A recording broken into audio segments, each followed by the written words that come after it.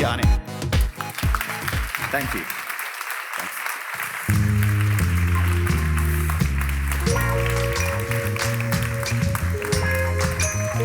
Good morning, Helsinki.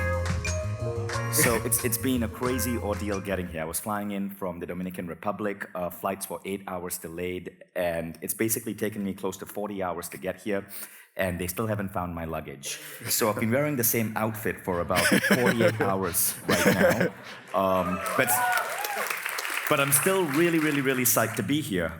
So my company is called Mindvalley, and we are an education company. So we create new businesses in education, from apps to online academies to events. The whole thing that we focus on is alternative education, the kind that you don't really get in regular school, education that leads to human happiness, positive living, health, wellness, fitness. Our products are mostly in spaces such as events that teach leadership or personal growth, apps that teach meditation or healthy living, fitness products that teach people how to have healthier bodies.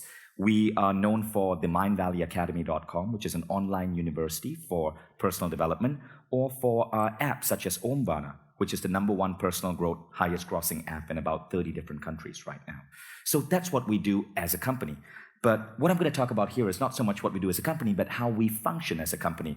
Because there's a couple of unique things about Mindvalley and how we play and how we work that I was asked to share with you guys. 10 years ago in New York, my wife was living in Estonia, I lived in New York, and we had this crazy transatlantic dating relationship where I would fly there and she'd fly to New York. As a result, I would have to take a lot of time away from work to go and visit my wife. And on the day we decided to get married, I asked my boss for 4 weeks vacation so I could go, get married, spend some time in Europe, and then come back and continue work. He didn't take too nicely to it. So I took my 4 weeks vacation, I went to get married. When I came back, I was told that I had been demoted and my salary was cut in half. That is what led to me starting Mindvalley. See, sometimes in the shittiest situations, sorry, am I allowed to use language like that in Helsinki? Cool, all right, you guys.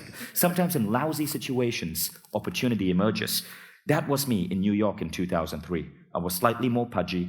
We didn't have much money. My wife, being Estonian, didn't have a green card, couldn't work in the US. But my salary had been cut in half, and I had to do something about it. So I decided to start an online business and see if I could make some money on the side. That's me starting Mindvalley. Back then, we were so broke, the chair and the table I'm working on was stuff that I walked out and found in the street and just pulled in. And the business started out in that shady little apartment in New York City. That's Times Square. And I'm not talking about Times Square now, which is like Disneyland. Anyone here seen Times Square? Raise your hand. Wow, a lot of you guys. If you went to Times Square 10 years ago, it wasn't Disneyland, it was hookers and crack. In fact, 2 years before we moved into that apartment, it was a Thai massage parlor. And you know what Thai massage parlor is code word for in New York City. So yes, one of the world's biggest personal growth companies started in a former whorehouse. I was a C+ student in college. I studied at the University of Michigan, computer engineering, barely graduated, 2.5 GPA. I failed at my first business, so I was about $30,000 in the hole. So I wasn't, inexperienced at entrepreneurship. I had experience, it was just bad experiences. And I was working for a company in New York that basically demoted me and didn't really treat me well. So I was frustrated at the way work culture worked because I had been damaged and hurt so badly. But things were about to get worse. While I was building up Mindvalley in New York City, this was a crazy time in America. It was shortly after, 2 years after September 11. And I got added to a terrorism watch list. They called it special registration. Now, I don't know why. Maybe it's because I'm brown and unshaven. But what happened was, all of a sudden, my life in America became really hard. I could only fly in and out of certain airports. And every time I tried to enter or leave the country, I would be taken to a room to get fingerprinted, to be asked questions. And these would take like 2 or 3 hours. But the worst thing was, even though I'd lived in America for 9 years and I wanted to make that my home, I realized I couldn't anymore because every 30 days, I would have to go report to the US government. It was like living on parole. Every 30 days, I'd have to line up in this long line that went around the block at the government building in New York City. The line would sometimes be wrap all around the building, and it would take 4 hours for my turn to come up. And it was basically, I would have to report to an immigration officer. They would fingerprint me, ask me questions, take my credit card to make sure I didn't do anything suspicious like buy fertilizer. And that was what I had to go through every 30 days. I tried my best to fit in. So, imagine I'm in a line and in front of me is some shady-looking character. Behind me, maybe someone from North Korea. And as the line got shorter and shorter, and I came eye to eye with that immigration officer, I would do everything I could to be American. I would wear my University of Michigan college t-shirt. I would, just as I was like 10 seconds away from the immigration officer, I would turn to the North Korean behind me and go, "Yo, this is whack, dude," and then flip my baseball cap backwards. Then I'd walk up to him and I'd go, "Yo, what's up?" It didn't work. I was on this list for about 5 years, but after 3 months, actually, we decided we couldn't live in America anymore. We had to move back to Malaysia.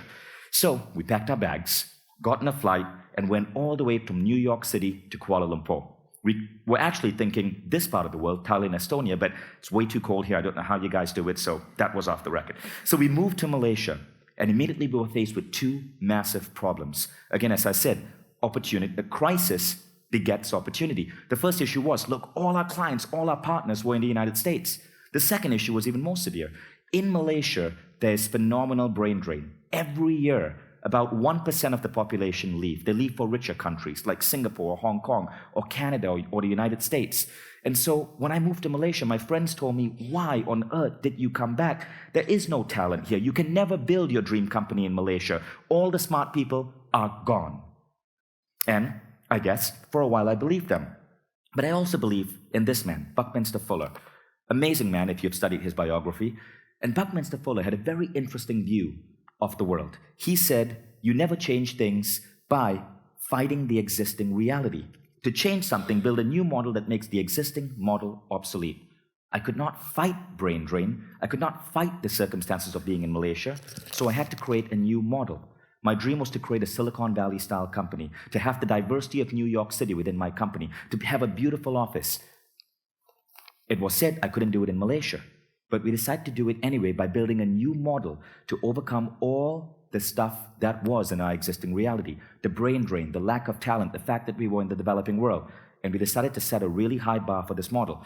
What we decided to do was declare that by 2020, we want to build the world's greatest workplace and do it in Kuala Lumpur. That by 2020, the world's greatest workplace might not be in a place like London or New York or Silicon Valley or all the usual suspects, but in the developing country that had once had massive brain drain. And so, for the next couple of years, we started to redefine everything we could about company culture. We studied all the best practices. We developed our own. We tried to understand what really made culture work, what made the human mind work. And we started experimenting and experimenting and experimenting.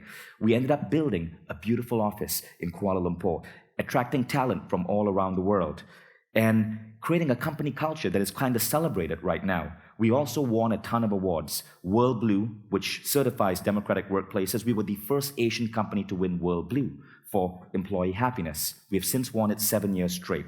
Inc. magazine in December 2012 called our office one of the top 10 coolest workspaces in the world because of the architecture.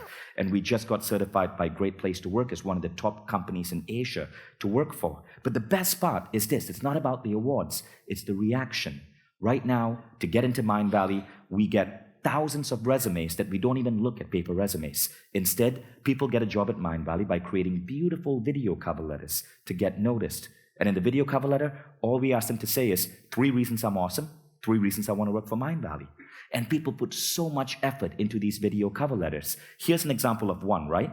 This lady spent 300 man-hours creating a hand-drawn animated film to get noticed. Needless to say, she got hired. But it's beautiful to see so many people from around the world committed to getting a job at Mindvalley. And as a result, in a country with massive brain drain, we're able to attract people from all around the world to move to Kuala Lumpur, even though the salaries are not super high and it may be a little bit hot and it's a risky move. But people from all around the world now move to Kuala Lumpur to work at Mindvalley. We have 30 plus countries in our one office in Kuala Lumpur. About 30% of our staff is Malaysian, 70% come from all around the world. In our office, we have maybe 50 different languages spoken, and people from all around the world working together towards that common goal. We didn't just overcome brain drain, but we started draining brains from other countries and bringing them into our ecosystem. We found that in that phase of adversity, we created a whole new culture that helped us create what we wanted to do. That's my team, in a more relaxed atmosphere on the beach. And before I go with the rest of my presentation and how we actually did this, I want to actually invite you in our office so you can get a taste of what exactly happens at Mindvalley. So just sit back, relax, and just watch this 1-minute video of what goes on in a usual week or so in Mindvalley HQ.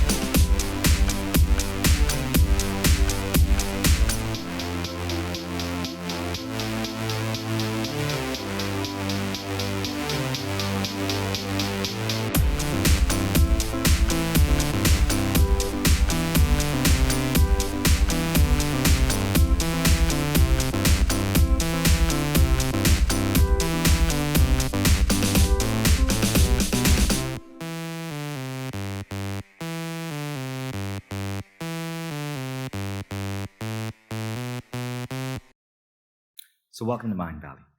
And that really gives you a taste of what our culture looks like if you were to actually be in our office. But what I want to share is that it's not just about the fun. It's not just about the excitement. Mindvalley was started when I had very little money.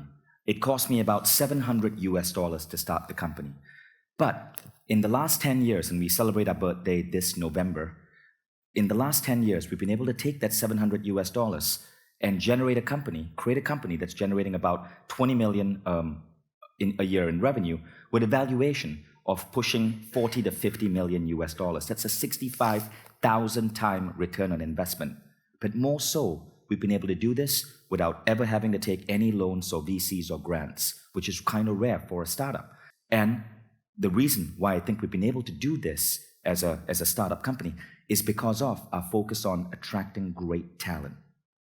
So, one of the things I want to share with you is how we did so. And I'm going to give you a practical framework plus some crazy ideas that you might want to experiment with in your office.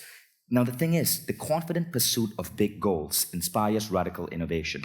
Our big goal was we had to create a company that could overcome talent issues in Malaysia where there wasn't talent. So if I wanted to build a world-class company to serve the US market, which is where we started, we had to create radical innovation to make that work given where we were in Kuala Lumpur, Malaysia. Now, it's beautiful when you look at the history of humankind and you see how setting a massive goal and being optimistic about it can rally people behind you. As Finns, you guys did this, the Finnish-Russian Winter War. You guys remember what happened back then? Well, of course, most of you aren't old enough to remember, but you probably heard it because it's part of Finnish legend. This quote, when the Russians were invading Finland with millions of people, all across the papers, this quote was shared. There are so many of them, and our country is so small. Where will we find room to bury them all?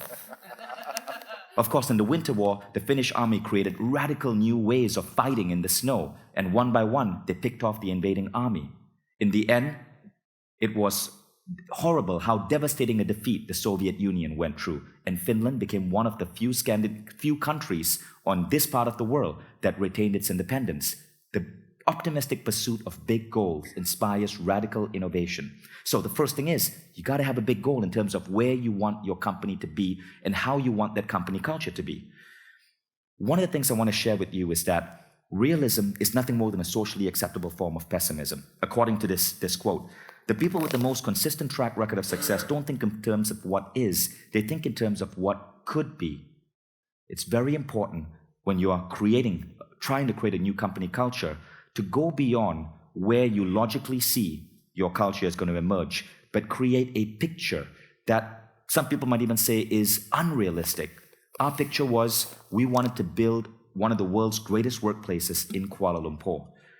The pursuit of a massive goal like that is so crucial because it's big goals that inspire people to come together to help you attain that vision. Now, our innovation, as we pursued this big goal, we had to innovate. Our innovation was simply in hacking the culture and figuring out what really made human beings decide where they want to work. What really went on in the mind of a human being when he joined the company. We call this culture hacking. Now, let me first define what hacking means, right? As a computer engineer, I'm familiar with the word, but maybe not everyone is. Hacking means to cut to the core, to dismantle a system apart, to rebuild, to recode. It means to look at what already is and try to break it into pieces to understand why it works the way it is, discard the pieces that no longer work, and then put it together to make it even better than before. Now, in our case, what we decided to hack is culture and the way the human mind works. So, there are a couple of interesting things, right, about how we function as human beings. A study called Memetics and Social Contagion by Paul Marston says this: the evidence shows that we inherit and transmit behaviors, emotions, beliefs, and religions not through rational choice, but through contagion. When we are unsure of how to react to a stimulus or a situation, these theories suggest that we actively look to others for guidance and consciously imitate them. What this means is that often the way things are in the world are not there because of rational thought. The way things are in the world are there because we imitate. We imitate to simplify our decision-making process. So you think about the world's religions, people are often do not follow a religion because of rational thought. They follow a religion because as they were a child, they learned to imitate the behaviors of their culture. Now this applies not just to religion, but to companies, to the food we eat, to the way we live our life. I was fortunate that I was raised by parents who taught me how to question. For example, if you haven't noticed, I'm brown, I'm Indian, and if you are Indian, or from my culture, Hindu, odds are you may not eat beef, because for Hindus, eating beef is taboo. Now, when I was 9 years old, I never touched beef. In fact, I would feel guilty if I ate beef. But something very tempting happened that caused me to question the way the world works. Namely, the world's first McDonald's opened in Kuala Lumpur.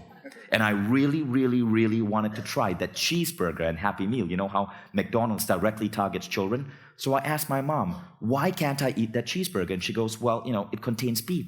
We are Hindus. We're not supposed to eat beef. But remember, my parents also taught me how to question. So I said, why? And she said, I don't know. That's just the way it's done. So I said, well, can I try to understand why? She says, go figure it out. This was before the days of the internet. It was the 1980s. So I went through all the encyclopedias I could, and I tried to logically figure out why is it that we, as a culture, are not eating beef while all these other cultures are enjoying hamburgers and steak. Eventually, I went to my mom and I said this, listen, Mom, I've come to the conclusion that the only reason we don't eat beef is because we are blindly following primitive beliefs from our ancestors. They probably did not eat beef because cows, if you kept them alive, could be used for plowing the field or giving milk or making butter. So they rather eat other animals that weren't so useful, and they decided not to eat beef. But since we do not live in a farm, and last I checked, we have a dog and not a cow, I want to eat a cheeseburger. And so my mom said, okay, and I started eating beef. And I started using this process of rationalizing why we do things rather than blindly following to live my life. I ended up hacking everything about how I live. I'm the kind of person who hacks my learning. I hack the way I exercise. I hack the way I make friends. I hack the way I party. I love decoding and reconstructing the world. And that was what gave me a glimpse of company culture, because a lot of the stuff that takes place in businesses right now happen not because of rational thought, but because we imitate. Why on earth do people wear ties? I mean, it's only recently in the last decade that we stopped wearing ties. Why on earth do we have 9 to 5? Why on earth do we have so many companies where employees log their hours? We imitate rather than create anew and question. Now, that's what we started doing at Mindvalley. Reality, you see, is subjective. We make it all up all the time. Our beliefs become our reality. Not only do we imitate, but we take on the beliefs that our surrounding friends and family and culture give us. But those beliefs become our reality. So what we believe to be true becomes true. Now, it's crazy how this belief process works, right?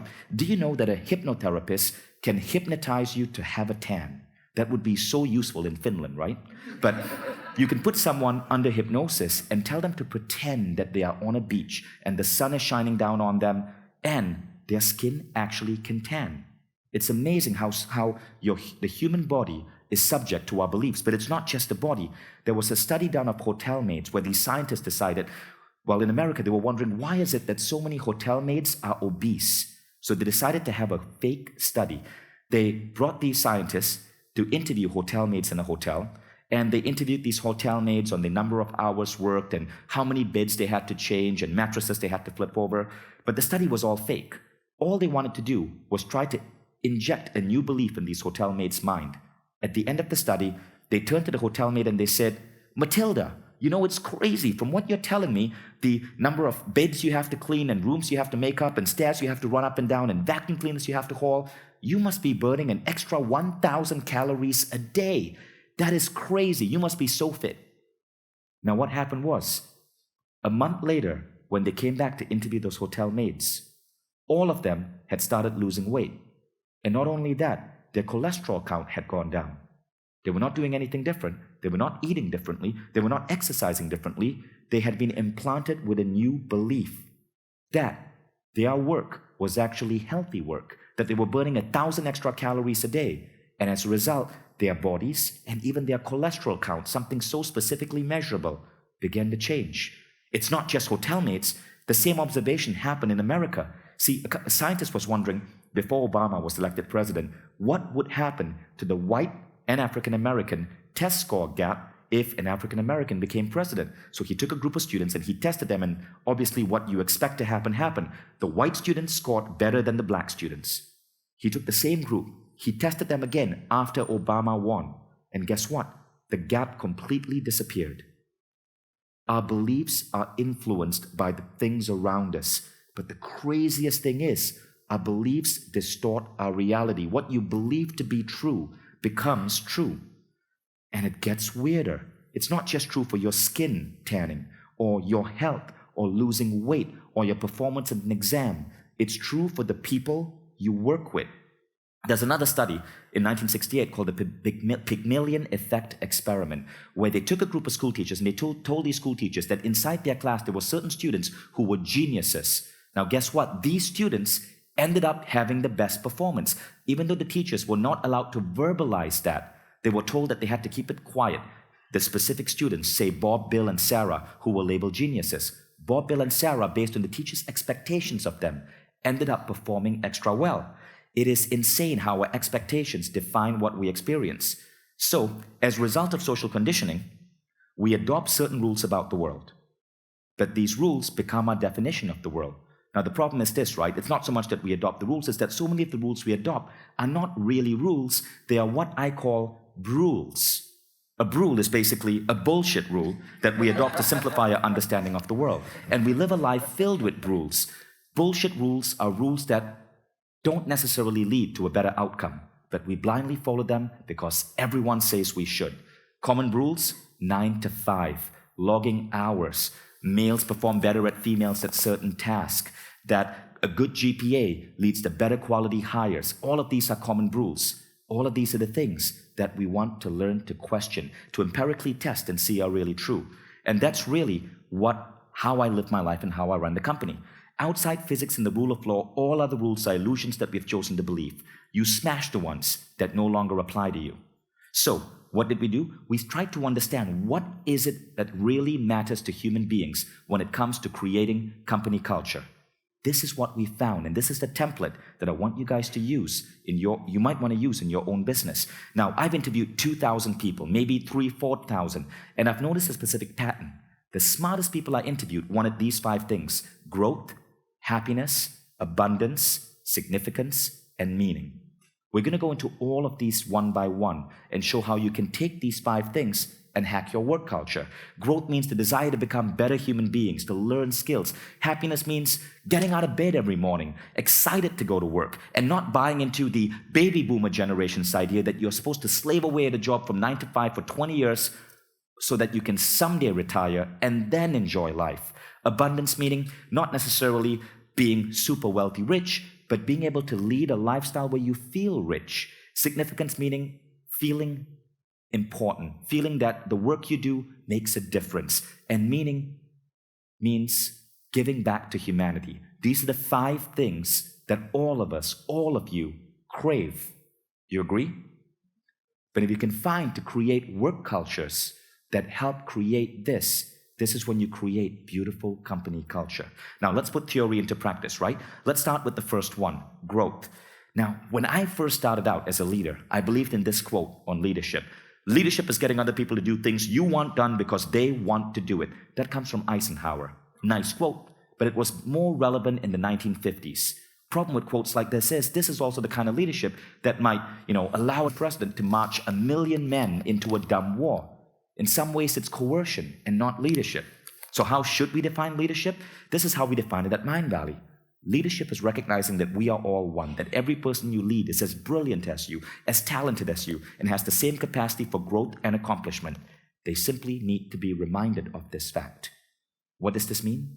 It means that the goal of the leader is to groom other leaders. That's it. Groom other leaders. Your goal is not to be better than them, but to remind them that they are great and to help them elevate. This is the credo that all our managers take. So we create a culture where the people at the top are constantly growing other people. Now, in addition to this philosophy, we also do practical steps. For example, one of the practical steps is total access to education. Anyone who joins our company can get on Amazon, order any book they want, and the company takes care of it. So you get like an unlimited book budget. All the books are in a library. We use a software called Delicious Library, so anyone can check it out, and it creates an opportunity where everyone can learn. But you got to go further. One of the other things we do is for at least 1 hour every week, all those books, all the learnings people are going through, we have a learn and share meeting every Thursday from 2 to 3. Employees get on stage and they share their biggest learning. So you may read a book and you can then summarize it and share it with the entire team so that knowledge spreads. We do this several times a week, and it's a beautiful way to allow employees to not just learn, but to become teachers and teach others. The best way to master a skill is to teach it, right? Now, all of that was going good. But the fact is, work got so busy, sometimes people didn't have enough time to learn. So we believe in learning so much, we decided to actually, in a way, create an opportunity where people could learn unrestricted. Today at Mindvalley, we've been trying a really radical experiment.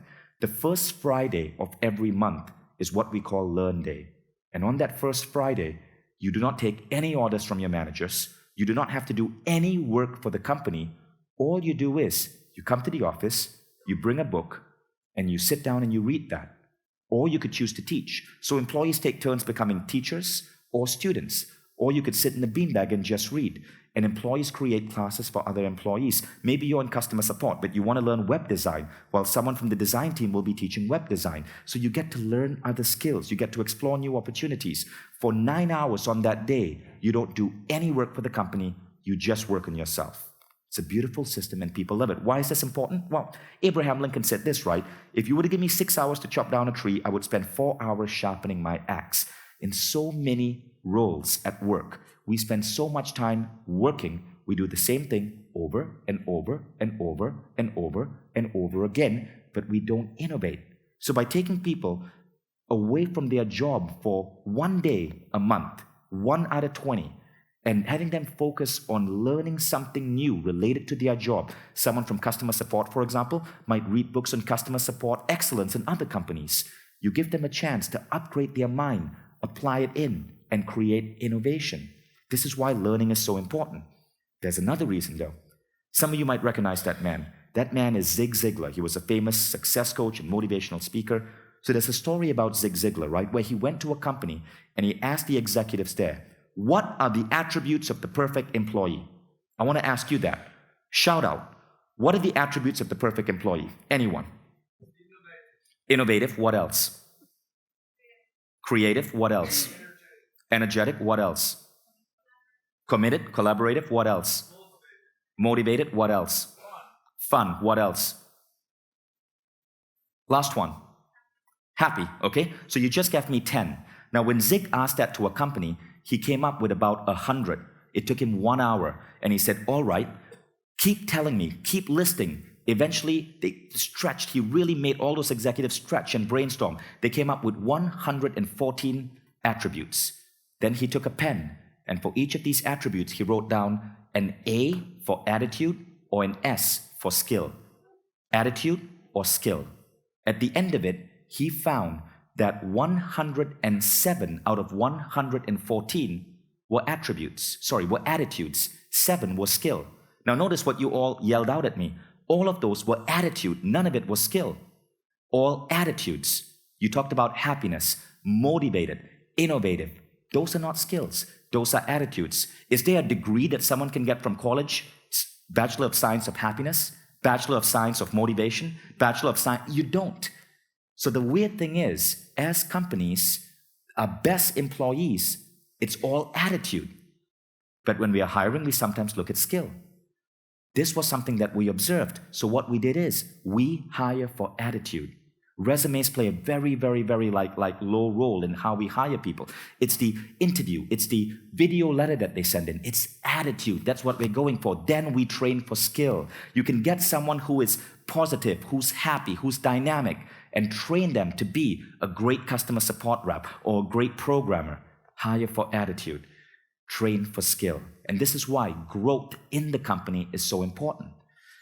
Now, we've talked about growth, right? Let's go on to the next one, happiness. While training for skill is good, there's a certain attitude more than any other that I found determines peak performers. And that attitude is happiness. People who understand that happiness is not dependent on outside circumstances, but comes from within. Now, science is beginning to show just how amazing happiness is, right? So doctors make accurate diagnosis 19% more when they're happy. And you know what these scientists did to make the doctors happy? Before they were sending them in to make the diagnosis, they gave the doctor a lollipop. That's it. But the doctors were not even allowed to suck on the lollipop because that might affect their blood sugar level and affect the diagnosis. So they wanted to keep it clean, so they just gave the doctor a lollipop. That created a slight bump in happiness, 19% better diagnoses. Which is crazy because, often when you go to the doctor, he gives you a lollipop. So maybe we want to reverse that. Then, optimistic salespeople outsell pessimists by 56%. Another study done. And students primed to be happy outperform their neutral peers. All of these studies are in Sean Aker's book, The Happiness Advantage. And Sean Aker, who's a brilliant author, says this: it turns out that our brains are literally hardwired to perform at their best, not when they are negative or even neutral, but when they are positive. Insane, right? But what truly makes us happy? That's the question we asked. And studies found that beyond anything else, there's one thing that elevates happiness and thus elevates productivity, and it was social support. The study was called the Very Happy People Study, done at Harvard. Social support was a far greater predictor of happiness than any other factor, more so than warm weather, more so than good grades, more so than wealth. It was the friends, the social support, the lovers, the kids, the people around you that correlate to happiness most. And the correlation was high. In scientific terms, 0.7. So, how can we use this in companies? Because if happiness leads to productivity and social support leads to happiness, how can you create social support in companies? Well, we found a very easy way, and it's a fun way. Tons and tons and tons of social activities. So at Mindvalley, a few days cannot go by without some party or some trip or some celebration. And we found this to be crazy effective at boosting happiness. But there's another interesting study on this. Not only does social support create happiness, but social support creates friendship. And Gallup found this: close work friendships boost employee satisfaction by 50%. And people with the best friends at work are 7 times more likely to engage fully in their work.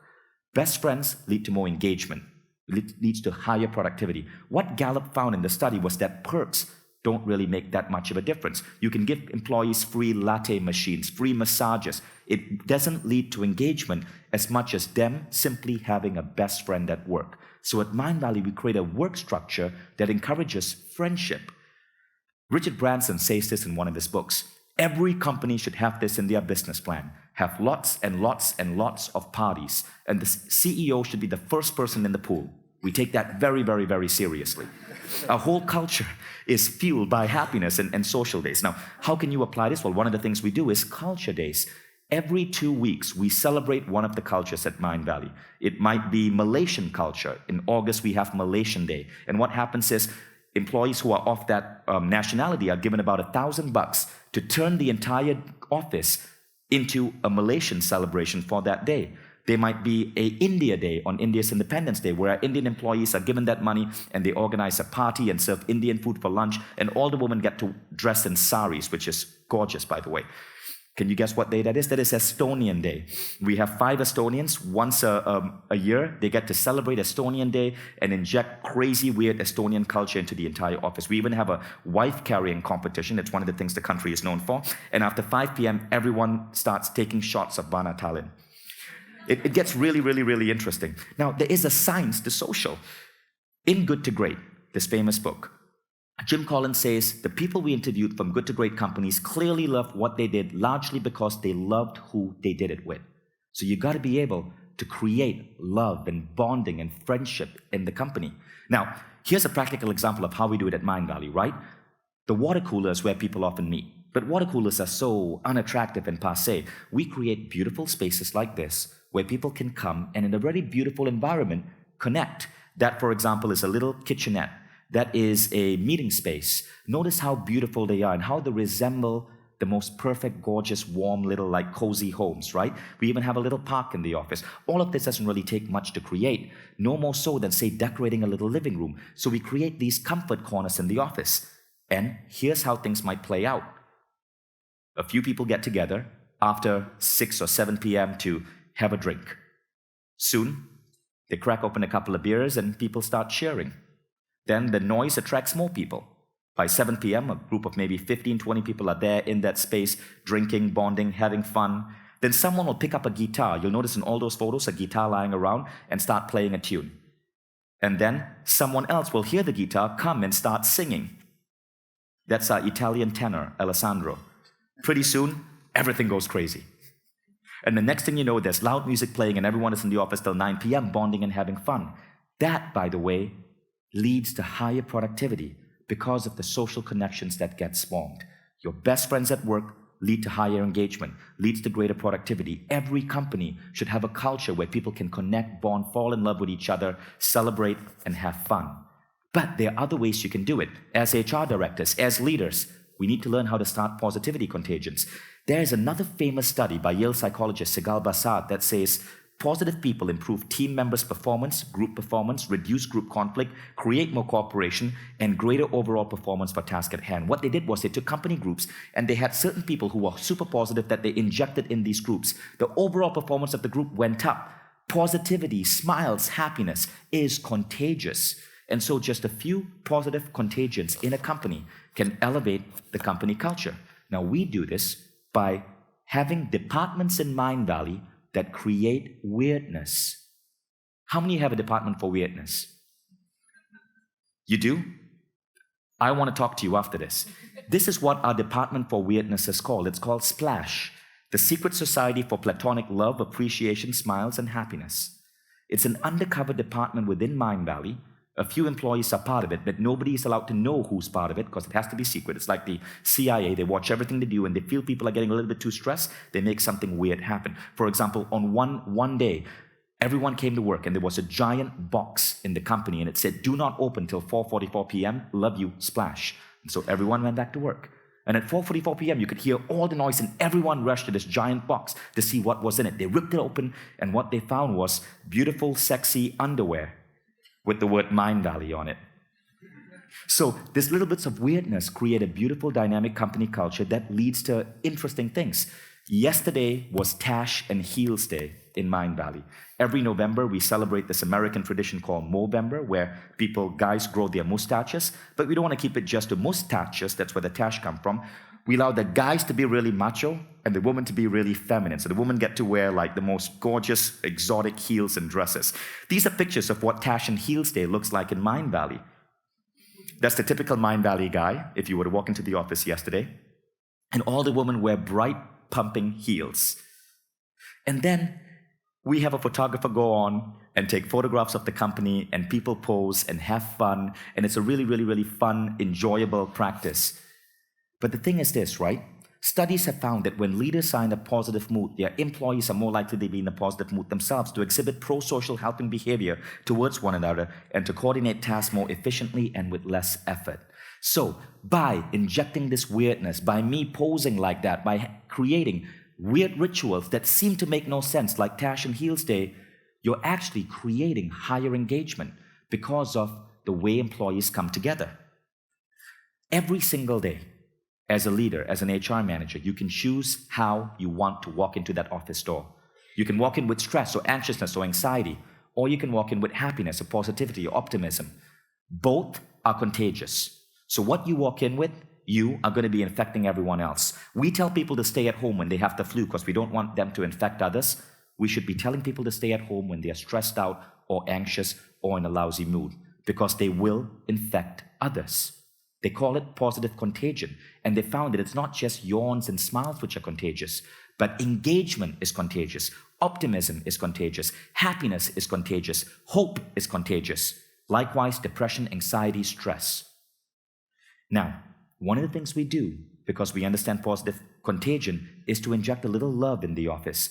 Mindvalley is a culture of hugs. You do not go around giving a handshake to someone. I thought about handshakes. They don't seem to make much sense to me. So when you walk into the office, you hug or you fist bump or you high five, but handshakes just feel really weird. And in fact, we are so into this hugging culture, we actually had someone come in and teach us how to hug. We hired a guy who calls himself the world's best hugger to teach people how to hug. So hugging is actually a big part of our culture. You guys want to know what makes a really great hug? Can I have a volunteer on stage? Come on up. Okay, so watch this, right? What's your name? Anna Marie. Oh, that's such a common Finnish name. Okay, so firstly, when you hug, okay, this is Anna Marie. I want you to hug me the way you're normally trained to hug. Okay, what did Anna Marie do? Okay, she did this, and then she immediately moved away as if it was awkward and looked at me. This is how you actually hug. Firstly, hug me again. You do not shake. This is a hug, not a dance. Okay. You do not do this. You're not a baby. I didn't do that. I am not burping you. Okay, don't burp, don't dance. You just hug. Now take a deep breath. Now exhale. And just let time, you don't have to wait again, just let time flow. A good hug will take 10 to 15 seconds. Now you part ways, and that's it. Okay? Try that. Stand up, people. Stand up. Let's make this interactive. Go ahead and hug someone. Don't burp, don't dance, take a deep breath. And exhale.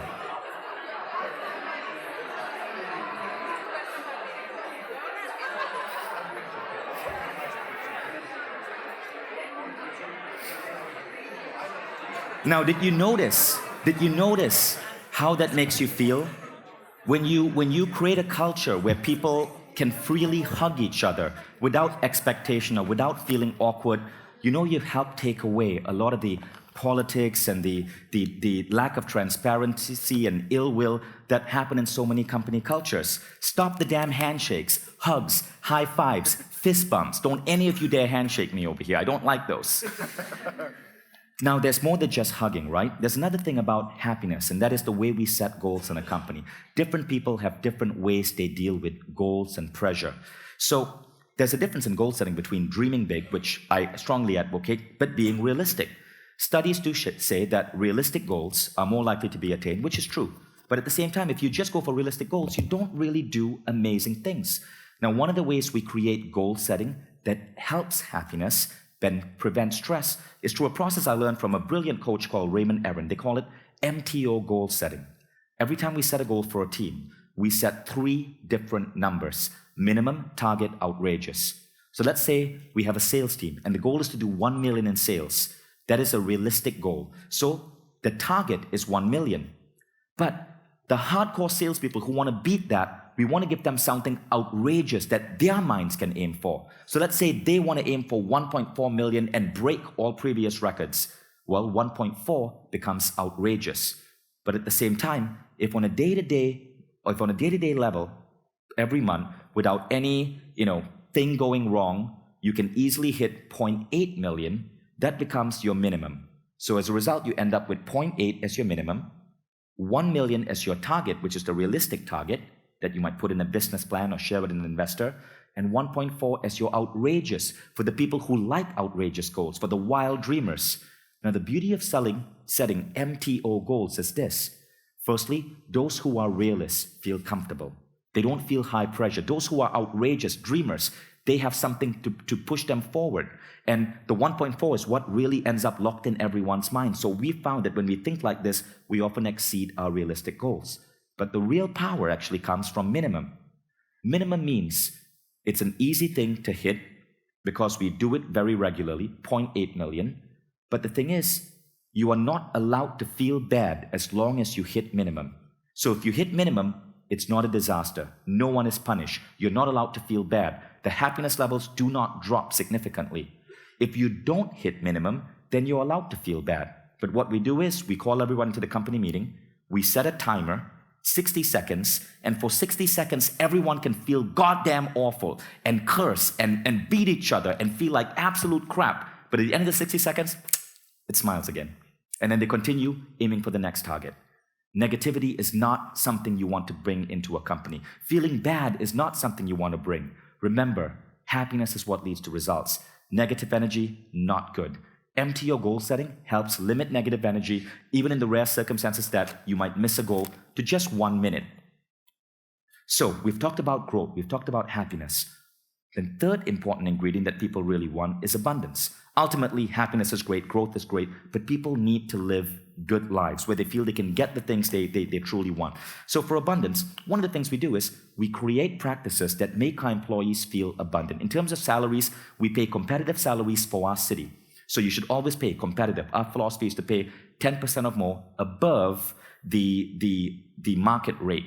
So it's always a little bit higher. That's a good philosophy for any company. But in addition to salary, there are other ways that lead to an employee feeling abundant. One of the things we focus on is workspace. So our workspace is always 5-star. It has to be like a 5-star hotel. People feel rewarded. They feel appreciated. When you have a workspace like this, we have a treehouse because treehouse makes people feel happy. The walkway, the entranceway is beautiful. The offices are designed to look epic. This workspace makes people feel like they are appreciated, like they are superstars. A 5-star workspace is important. Flexi time is another thing. You can have a 5-star workspace, but you want the freedom to take good vacation. So many American companies only give their employees 2 weeks off. That doesn't make any sense. We give 4 weeks off, paid, overall with public holidays. And flexi time, so you can choose to work when you want to work, take a vacation when you want to work. If your parents are in town, you can choose to take like 3 days off. You can choose to work on Independence Day or national holiday and then use that holiday elsewhere. There is no 9 to 5. There are no public holidays. We simply give you a block and you decide how you want to plan your work. There are studies on this as well that show how effective this is. Gallup showed that flex time yielded the strongest relationship to overall well-being among happiness. That one thing, flex time. Every company should allow people to choose their working hours. Now, we also do profit sharing. Many companies do that. We share about 10% of our profits every quarter with employees. This works in some cases, doesn't work in some cases. Some quarters there is no profit. This is something that you want to decide based on your company. But the biggest thing we do is allowing entrepreneurship. See, the world is changing in a very, very, very major way. It's easier and easier and easier for people to start their own business. You want to raise funding right now? You get on Indiegogo or Kickstarter and get funding. You have an idea you find people for? You can connect with people on Facebook or LinkedIn. Entrepreneurship training is freely available everywhere. More and more workers become freelancers and thus entrepreneurs in some way. There is no way around this. And employers and companies have to accept this fact that more and more normal employees start assuming freelancer and entrepreneurship roles. And many of the smartest people we have often aspire to be entrepreneurs. We, however, want to keep their talent within the company. So we create a policy where if employees have an idea, we get to fund them and invest in them and give them a large piece of their idea. Through this philosophy, we've been able to expand Mindvalley into so many different countries by investing in ideas from employees from these countries. We've expanded to Poland, Latin America, Russia, Italy, India, the Arabic world. And that's a list of all the employees who now own a Mindvalley company. And often they own anywhere from 25% to 50% of that business. Today, 20% of all our revenue comes from employee-owned businesses. And it's one of the fastest growing aspects of Mindvalley. Why not encourage your employees to start their own businesses, invest in them, and help grow the company? Here's a quick video, right, from Juan, who joined us from Latin America. He joined when he was about 26, and 3 years after being at Mindvalley, he started Mindvalley in Latin America and got to own a significant chunk of that. Let me tell you what happened after being 2 years at Mindvalley. Basically, I started my own business, which now it's called Mindvalley Hispano. We did over $500,000 in sales the first year, and I was that type of guy that was always kind of with ideas in his head and trying to go into business, but I never did it. If you have an idea that you want to get rolling and you want to have skills to make it work, come to Mindvalley. You will have an awesome time here. You will learn how to create a plan, how to execute against that plan, and how to innovate. What else can I say? Basically, coming to Mindvalley was hugely transformational for my career. I can say that here I became an entrepreneur. So I hope to see you here soon, and good luck. You notice something else about Juan's t-shirt? Anyone saw what his t-shirt said? Swim, bike, run. Our culture of growth doesn't just apply to learning skills, it applies to growing yourself. When Juan joined Mindvalley, he was slightly overweight. Today, he's a triathlon runner. At Mindvalley, one of the internal mentors had suggested that a few people who had difficulty committing to goals set up a goal to run a marathon at a specific date. Because once you commit to that, you have to start training. So Juan started training for a marathon. He completed that marathon along with other Mindvalley people. And then he decided, why not go further? He trained to do the Ironman. Today, he's a triathlon runner. Swim, bike, run. And he learned that at Mindvalley. So, the growth aspect doesn't just apply to skills such as customer service or programming. We believe in total well-being, the way you meditate, the way you live your life, eating well, and taking care of your health. Despite abundance, though, one of the biggest things that people really crave, often more than money or wealth or comfort, is just the feeling of importance. And this is something else that we pay a lot of attention to.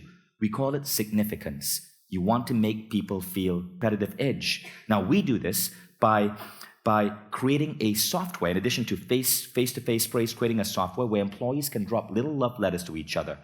With over 130 employees now, I don't often know what everyone else is doing. So we create an environment and a software where people can praise others. We call it One-Up. It was internally built. You go there, you choose someone, you choose a little gift like a Care Bear or Austin Powers, and you write your message. And so so far we've had about 12,000 love letters exchanged between employees. Every week about 50 to 100 are exchanged. And it's beautiful to see that employees on a given week might end up with 2 or 3 beautiful little love letters from colleagues. And all of these are saved throughout their employment history. And these are often really simple things. I so appreciate you for that, the beauty of that keynote presentation you did. Little things lead to massive boost in engagement. Branson said this, like flowers flourish on water, people flourish on praise. Now, there are so many different web apps out there right now that do what One-Up does, such as Due Props, etc. So you can easily adapt something like this to your company. Another great one is work.com. So, how to give a compliment? Basically, I want you to just find a partner, okay? Now, just look at that person in the face.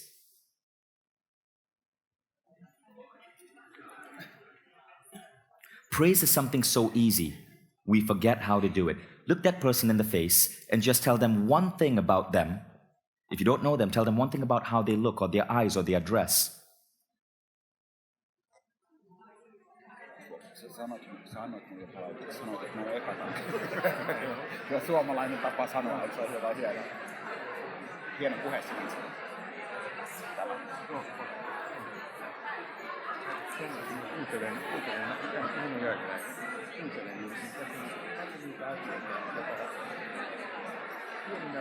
Okay, turn back here.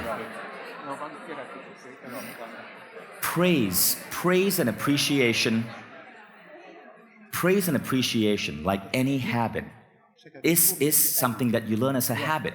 The more you give it, the more used you are to giving it, the more you start appreciating the people around you.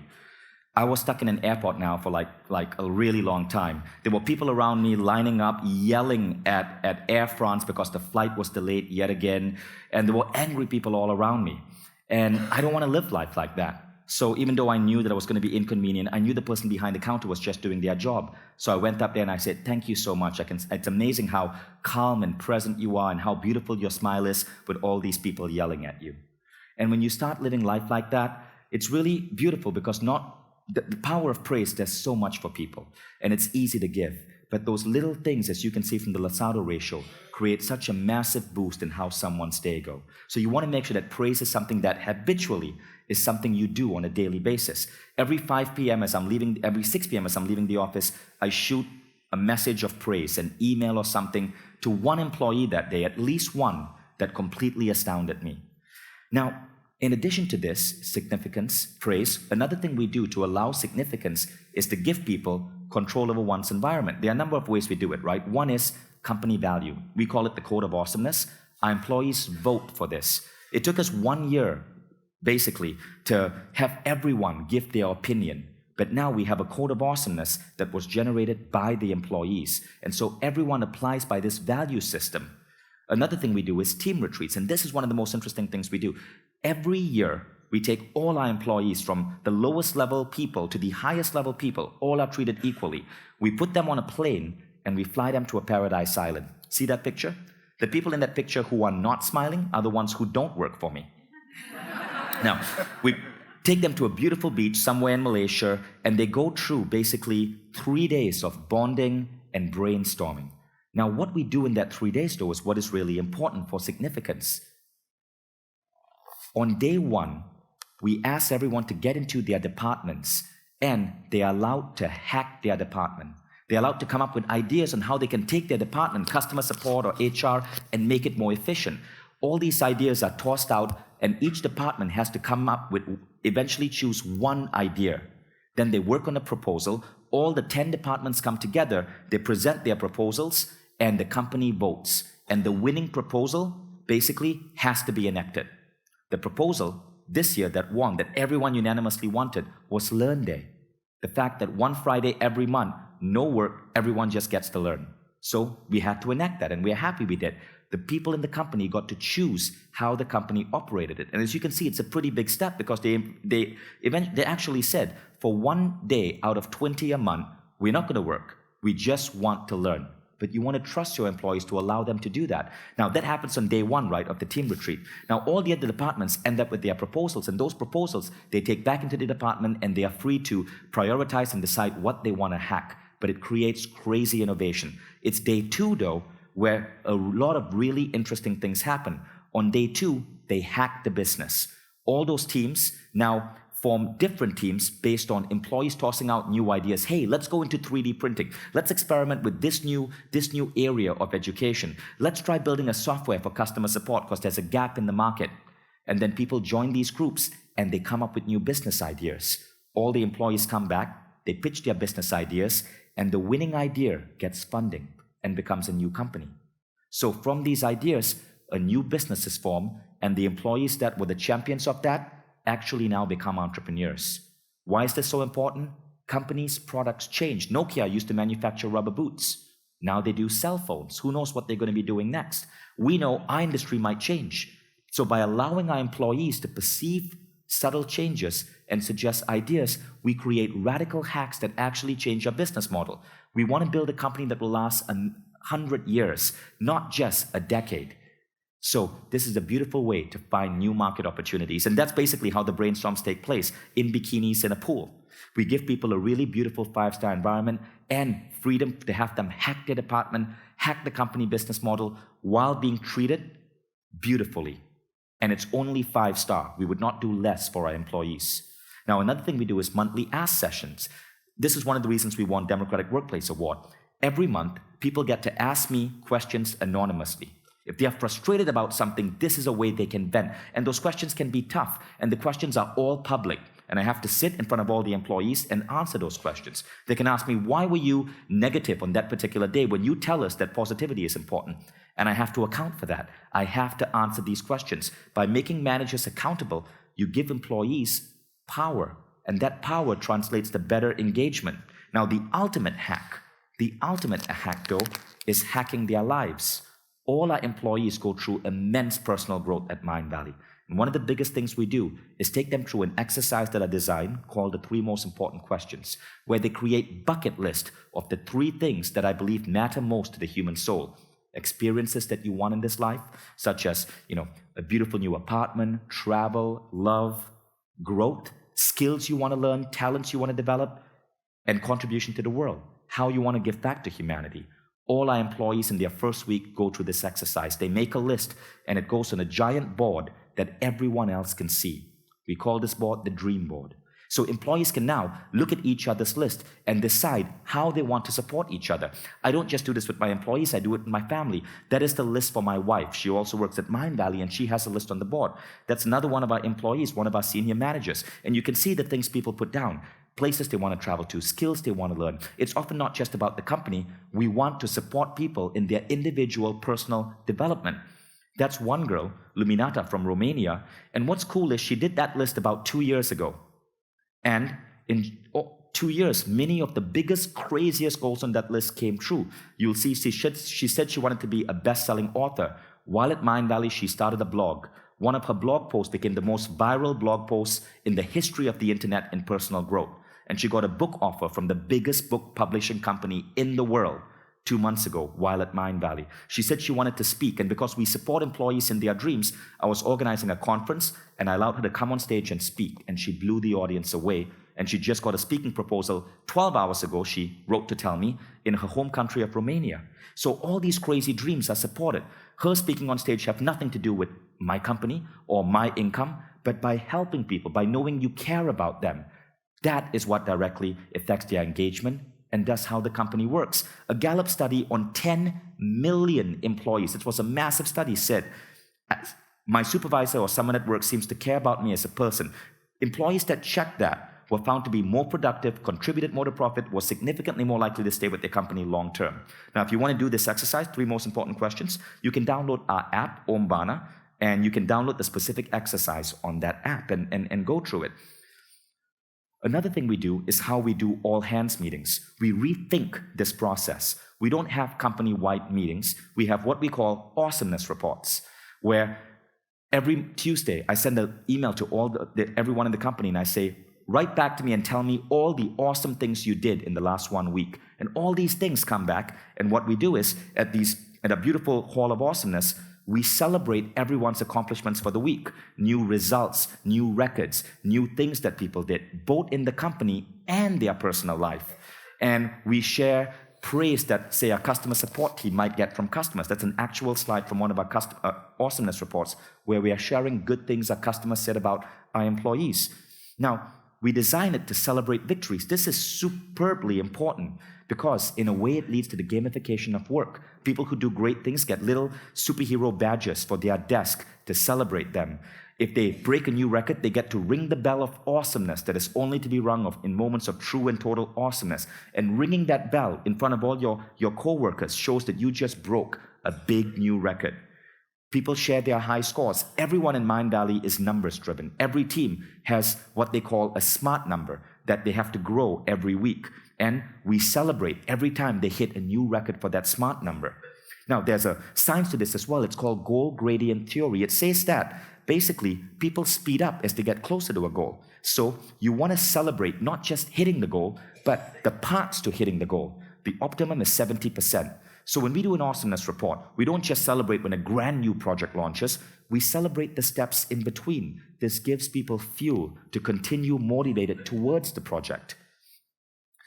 It's also a situation where we celebrate employees. When an employee does something really good, we call them up on stage and they do a ritual called mounting the puppy, where they sit awkwardly on a plastic puppy that keeps them humble. And then everyone else, for 3 minutes, just yells out why they love that person. And it's beautiful to see people with tears in their eyes and appreciation. This is also a very important thing. Pygmalion effect experiment, remember? When everyone else, new employees, see one person up there on stage and everyone else talking about how amazing they are, the expectation of that person's performance goes up, and that person starts staying at that level. After all, he was just acknowledged by all his peers. So by acknowledging your best performers publicly, you force them to stay at that bar. They cannot go down because they have now raised the expectations of everyone else. Signs show that this sort of gratitude and appreciation lead to more energy, higher emotional intelligence, more forgiving attitudes, less depression, less anxiousness, more feelings of being socially connected, better sleep, even fewer headaches. The celebration and the gratitude for what's going on in that office lead to all of this according to science. So it's such an amazing ritual to bring into your workspace. Now, the first stage, right, of the A report, Awesomeness Report, is gratitude. There's a second stage that's important, and that's envisioning the future. This is where we might even make our employees meditate and guide them through an exercise where they visualize the future they want to create for the company. And again, this is so important because of this study. By having me on stage, celebrating, being grateful, giving hope, talking about massive goals, we create positive contagions that spread. All of these things spread. Stress, anxiety, boredom, confidence, excitement, engagement are all contagious. And how you perceive the way people are changes the way they are, right? So the importance of positive contagion is really good, especially when you have employees who might be feeling stressed or anxious. I want you to try another little exercise, right? Find a partner. One of you is going to be A, one of you is going to be B. Decide right now who's A, who's B.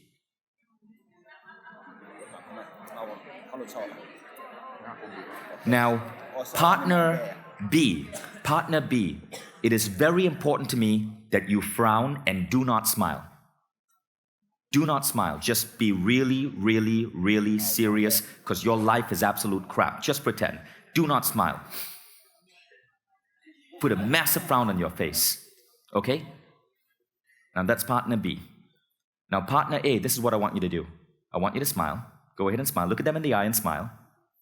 And I want you to just take your finger, go press their nose and go beep, beep. Just do that. Now, partner B, how many of you here could hold your frown? You see, smiling, weirdness is all contagious.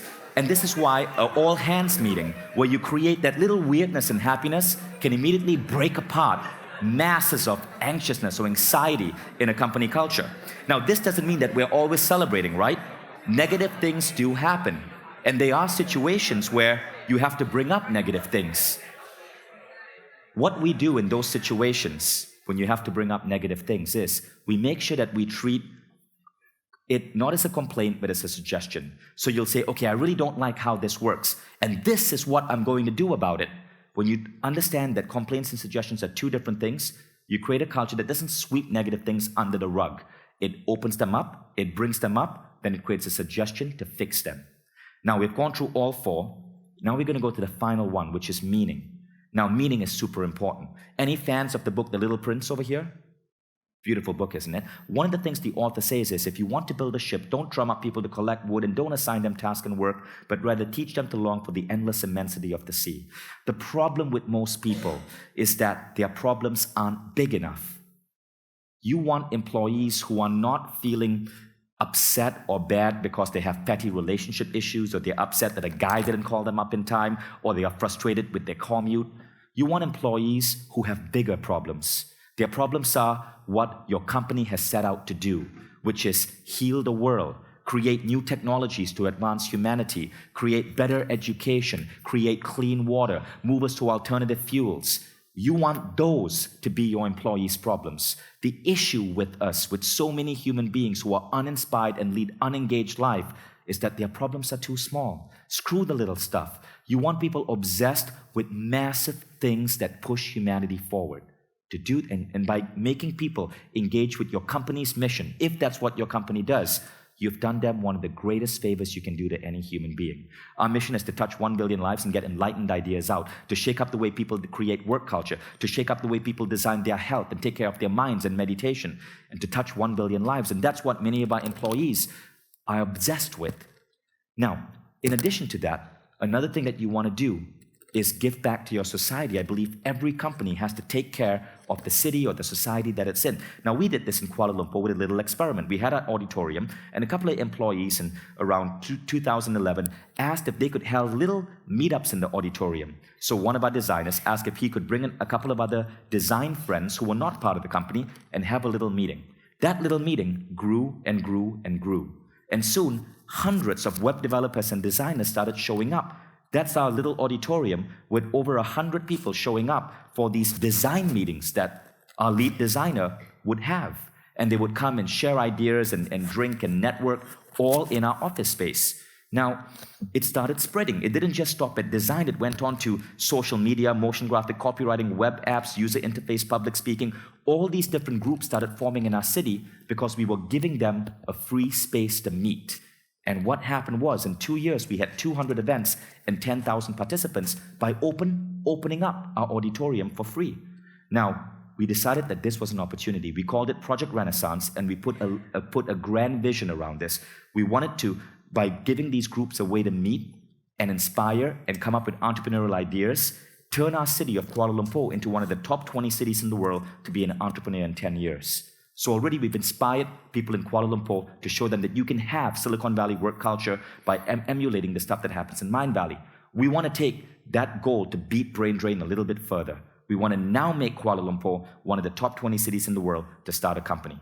And so we set out as a company to build an auditorium for the city. We mapped it out, we spec'd it out, we put in all our own money, and in 1 year ago, we opened the Hall of Awesomeness. Today, every week in this beautiful new space, hundreds upon hundreds of students and people from Malaysia come together and share ideas. We started out with 7 people. Today, some 200 people will sometimes be in the room. And all of these people we educate for free. So employees know that they don't work for a company that's just looking after its own goal, that we're giving back to society. But the beautiful side effect of this is that, think about it, the smartest people in the city come to our office space on a weekly basis, about 1,000 a week. Now think about what that does for recruiting. All the smartest people in the city are coming into Mindvalley, and we get to pick the best and brightest. There's a saying among the tech community in Malaysia that there are no good programmers around because all the smart ones are snapped up by Mindvalley. I'm very proud of that. Now, in addition to this, we also open source our ideas. So we have a blog called Mindvalley Insights where our employees share their hottest ideas in marketing or technology or anything else. And Mindvalley Insights too helps get the word out. We share, we contribute, and it brings people to us. A Gallup study shows that 93% kept working of men who had worked way past the retirement age. 86% worked because they found it fun, but 93% worked because they found it meaningful. Free auditoriums and open sourcing ideas lead to more than just good feelings. They lead to a situation where you're advertising your company and bringing the best talent to you. Remarkable ways to grow your business. Now, will this work for other types of companies? Can this work in a factory? Well, maybe you guys have heard of Ricardo Semler, who's doing this at Semco in Brazil. He took his factory from 5 million to 300 million by empowering employees. They vote for their own working hours. They vote for their managers' raises. Can it work for janitorial staff? Chip Conley did this at JDV Hotels in the USA. He transformed his little hotel company into a company that truly took care of everyone and allowed them to grow, including the people who clean the toilets. Today, JDV Hotels, which was just acquired, is the second most successful boutique hotel firm in the United States and number 1 in California. Can it work for large companies with 50,000 in staff? My wife and I have had the pleasure of spending some time with Richard Branson, and I asked him once, Richard, you've started 8 companies in 8 different industries, taken all of them to $1 billion. What is your secret if you could say it in one thing you do? And this is what Richard Branson told me. It's all about finding and hiring people smarter than you, getting them to join your business and giving them good work, then getting out of their way and trusting them. You have to get out of the way so you can focus on the bigger vision. That's important. And here's the main thing. You must make them see their work as a mission. Beautiful, isn't it? That was the one thing Branson said allowed him to take his Virgin companies that big. The science and psychology also applies. You can look at these 5 things and you'll see that they fit into so many different other philosophies. My own theory of flow says that people perform best when they have big goals and are happy. Happiness, significance, and meaning create flow. You might be familiar with Tony Robbins' famous TED Talk on the two greatest spiritual needs, growth and meaning. You get that by focusing on these 5 things too. Or maybe you're familiar with Dave Logan's Level 4 Tribe in his book, Tribal Leadership. Happiness, abundance, meaning, contribute to Level 4 tribes. So these things create beautiful, beautiful, beautiful synergy and great results. In addition, though, to loyalty, innovation, hard work, fulfillment, impact, and revenue growth, what I personally enjoy seeing is the impact this has on employees. Mindvalley employees have become legendary in the city of Kuala Lumpur. They do great things. They start companies. Some of our ex-employees have become rockstar entrepreneurs themselves. So Mindvalley is sort of like a spark in the city of Kuala Lumpur, sparking off many other companies from employees and ex-employees. The guy in the middle there with the book My Islam, he joined us as an intern when he was 22 years old. At one of our goal-setting exercises, he wrote that he someday wanted to speak at places such as MIT and Harvard and write a best-selling book. A few months ago, his book, My Islam, which is about digitization in the Arab world and how it can lead to democracy, was voted by Foreign Policy magazine as one of the top 25 must-read books of 2013. And he's been invited and spoken at all these places. He's only 26, and he still works for Mindvalley. So our employees become celebrities in the city. There was one particular month when 18 out of 100 employees in Kuala Lumpur were actually on stage, got a book offer, were interviewed on television, or had spoken at someone's event. 18%. That's massive. And they all still stayed at Mindvalley. The 5 things that really matter are a framework that you can use to innovate and hack your company culture. Our goal is to create the world's greatest workplace by 2020. There are still lots of gaps. We know we still have a long way to go. But this vision, because of what it means to us, pulls us forward. And as we keep doing this, you can follow some of the experiments and our failures as well on Mindvalley Insights. Remember this, though, as I wrap up. Reality is what you decide it is. The Pygmalion experiment shows that what you expect of people, you get. A study on managers showed that managers who expect that employees are motivated by money get employees motivated by money. Those who expect that employees are motivated by meaning get employees who are motivated by meaning.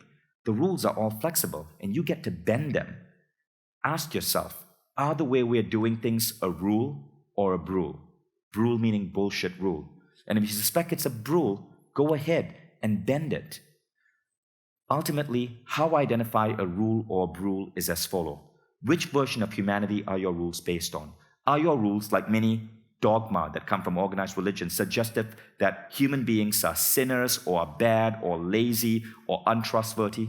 Or are your rules that say that human beings are beautiful and happiness and can be trusted and do things for good and are people who enjoy hugs and love to smile?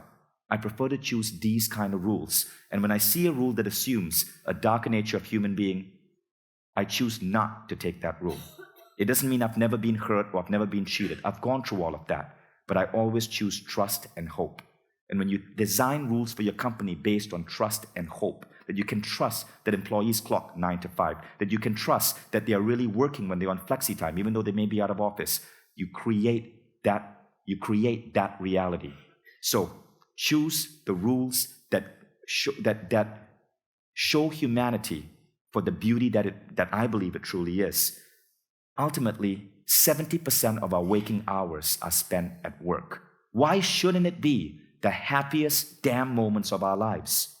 Now, if it can work in Kuala Lumpur, a developing country with high brain drain, I believe it can work everywhere. And our vision is to take some of our success stories and our practices and help spread them to the world. That's why I was so excited to come here to Helsinki and share this with you. Ultimately, we don't do this for awards or accolades or recognition. We do this because of our love for humanity. And I believe that fulfillment, happiness, and meaning is something that everyone should enjoy. And even in factories in China, you can apply things like this so that your workers or your employees or your team, as I prefer to call them, wake up every morning with a smile on their face, because that's what humanity deserves as we move into this century. Thank you.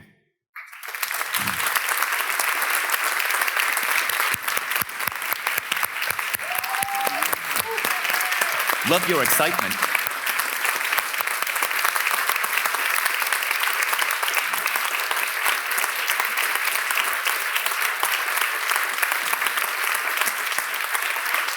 Thank you. I know we have about 8 minutes for questions. That's it. I'd love to see the level of your energy when you have been sleeping. Yeah. Extremely briefly, because we have to continue, I have only one question for you. Okay.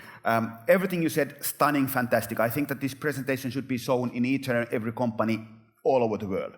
But for many people, they kind of like, I can easily understand is that they think that the gap with today's reality with this is outrageous. So for example, if you are working in a traditional company or whatever, and you are working as a boss, what would be, using your Richard Branson technique, what would be the one single thing you would do tomorrow differently in order to kind of like start this chain reaction? The one single thing. Exactly. You go back to the office tomorrow and you want to start the revolution like here. So the one single thing I would do is an all-hands-on-deck meeting.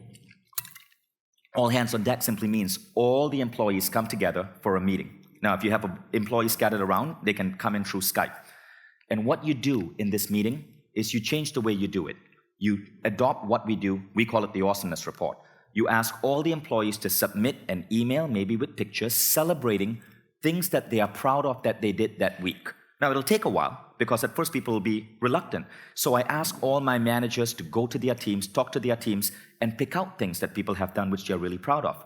Now, the way we run Mindvalley is very efficient, so I can log into our project management system and see all the things that have been done. So even if people are shy, I pick them out. And then at this all-hands-on-deck meeting, we create beautiful slides, and we celebrate everyone's victory.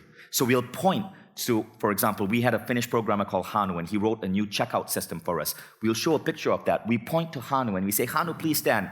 Guys, check out what Hanu just did. With this new e-commerce technology, we are able to do this and this and this. Everyone then applauds for Hanu, and Hanu might get to say a few words. What do you think just happened to Hanu? You just created an employee who's now being recognized by everyone else. So he's going to be more engaged because you just appreciated him. But not only that, you put him at a higher bar. He now has to stay at that level. It's going to be very hard for him to drop because everyone is going to be expecting so much from Hanu, and you get what you expect. But the other thing that happens is this: you just mind warped everyone else in the company. Because by recognizing your top performers and they see what these people did, you show them the positive behaviors they have to do. Exactly. So you've indirectly just changed them by showing them what it takes to be a top performer. So that would be the first thing. That's fantastic. Thank you so much. Sure. Thanks.